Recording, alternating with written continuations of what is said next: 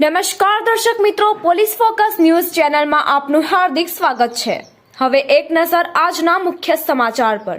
સુરતમાં રવિવારે રાષ્ટ્રપતિ શ્રીમતી દ્રૌપદી મુર્મુના અધ્યક્ષસ્થાને અને રાજ્યપાલ શ્રી આચાર્ય દેવવ્રતજીની ઉપસ્થિતિમાં તારીખ 12મીએ સાંજે 5 વાગ્યે સુરતની Sardar Vallabhbhai national institute of the technology SVNITનો 20મો પદવીદાન સમારોહ વીર નર્મદ યુનિવર્સિટીના કન્વેન્શન હોલમાં યોજાશે, જેમાં SVNITના 12 વિધા શાખાના 1434 વિદ્યાર્થીઓને પદવી એનાયત કરાશે।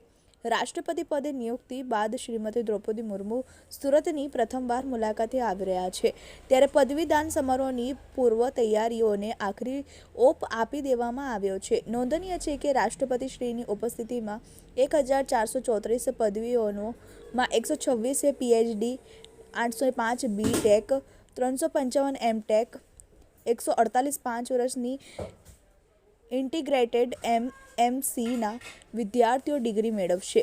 તે ઉપરાંત 22 વિદ્યાર્થીઓ અને 6 વિદ્યાર્થિનીઓ મળી કુલ 28 તેજસ્વી વિદ્યાર્થીઓને ગોલ્ડ મેડલ એનાયત થશે।